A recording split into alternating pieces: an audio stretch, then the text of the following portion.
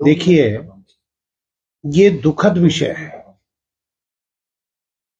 आप और तरह की कितनी तरह की बात कर लीजिए, लेकिन किसी समाज के लिए, और उत्तराखंड देवभूमि है। यहां चाहे प्रथम विश्व युद्ध रहा हो, चाहे द्वितीय विश्व युद्ध रहा हो, चाहे भारत चीन का युद्ध रहा हो, चाहे भारत पाकिस्तान का युद्ध रहा हो, पहाड़ के लोगों ने विक्टोरिया क्रॉस जैसे बड़े सैनिक सम्मान,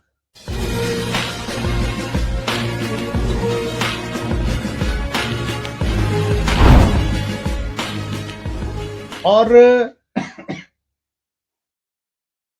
फौज में रहकर बड़े बड़े गौरव हासिल किए हैं। उन सबको और उस समाज को आप इस तरह से संबोधित करेंगे, इस तरह की बात कहेंगे, तो ये बर्दाश्त करने वाली बात नहीं है। ये उस समाज के नहीं, ये पूरे उत्तराखंड का मान और सम्मान पे आपने चोट की है, इसलिए इसे बर्दाश्त नहीं किया जा सकता है। जहां तक रही बीजेपी सरकार की बात, प्रेमचंद अग्रवाल की हिम्मत नहीं हो सकती अगर सरकार का संरक्षण उसका ना हो। जितने विषयों पर विधानसभा में बात की जाती है, प्रेमचंद अग्रवाल जी चिंगाड़ चिंगाड़ के बातों को और अपनी बातों में इतना समय जाया करते हैं।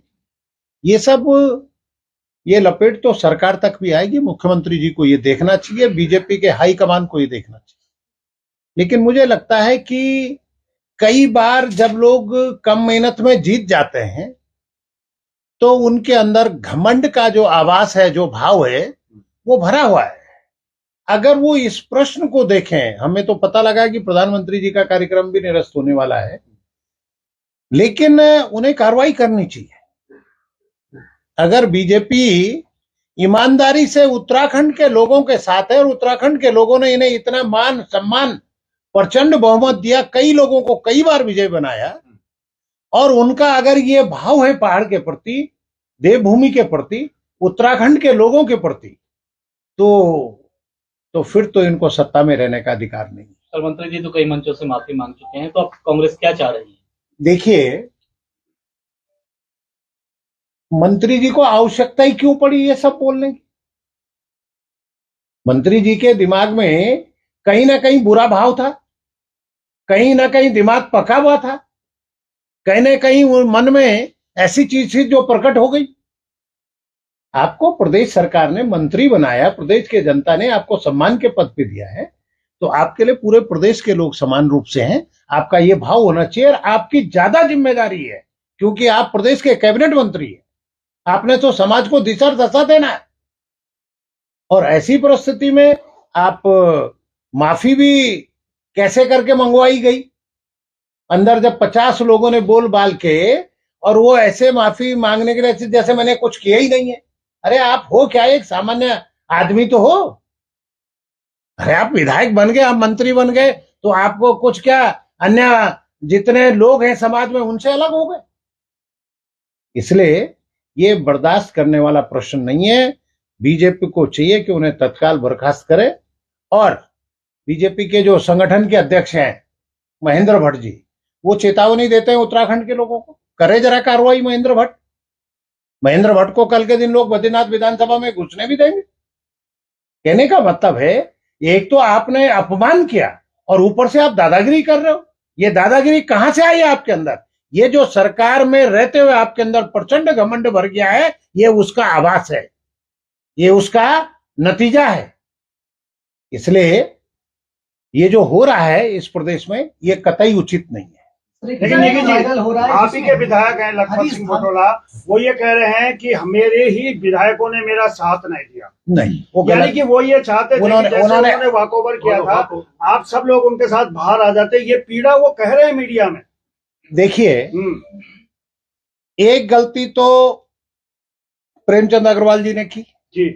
अंदर मदन बिष्ट वाले प्रकरण में जो बातचीत हुई थी हाउस में, ये अंदर कोई बात होती है, उसे बाहर नहीं बोला जाता।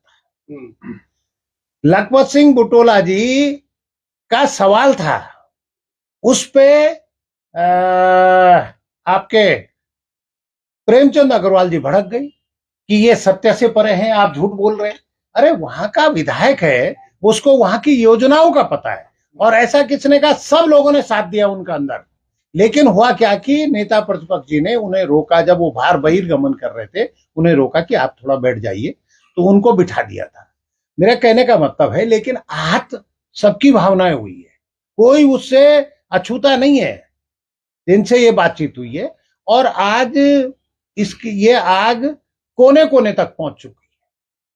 थोड़ा हाउस की थोड़ी गरिमा होती है कि उनके नियमों का भी पालन करना पड़ता है। बहुत सारी चीजें हम बाहर में कुछ हैं और अंदर हमको नियमित रहना पड़ता है, सहमित रहना पड़ता है। लेकिन लखपत ने बहुत अच्छी बात की और उनके जो सवाल थे उसके जवाब देने की बजाय मंत्री जी अनर्गल बातें उनसे चिघाड़ने लग गए, उनसे झगड़ा करने लग गए। तो उन्होंने बहुत कायदे से अपनी बात कही और उसका परिणाम देखिए कि चारों तरफ उत्तराखंड जल रहा है।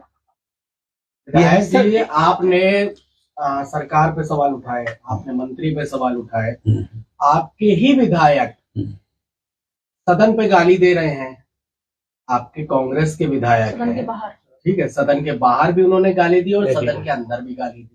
ये उसका किसने भी दी? साक्ष्य हरीश धामी। क्या आप उनका इस्तीफा नहीं लेंगे? नहीं, क्या नहीं, आप उनको माफी मांगने के लिए, मतलब अपना आप करे तो रासलीला, दूसरा करे तो करेक्टर? देखो, अंदर तो किसी कांग्रेस के विधायक ने कोई गाली दी नहीं। चलिए सदन के बाहर और बाहर भाई मेरे सामने तो कहीं बातचीत हुई नहीं। और मुझे जो पता लगा है, सामने आता है, मुझे- तो उनका भी इस्तीफा सामने आएगा। मुझे जो पता लगा है कि उनकी बातों को एडिट करके दिखाया गया, जो आज उनका बयान भी है, जो उनका बयान भी है। भले ये मेरे सामने की घटना नहीं है, हाउस के अंदर किसी विधायक ने कोई कभी गाली कांग्रेस के नहीं दी है, न दे सकता। अगर वो वीडियो सामने आता है तो क्या उनको भी इस्तीफा देना चाहिए जिन विधायक ने गाली देखो, दी है? अगर एडिट करके आएगा, एडिट करने की बात नहीं है, अगर ओरिजिनल वीडियो आपके सामने आए तो क्या उनको भी इस्तीफा देना चाहिए?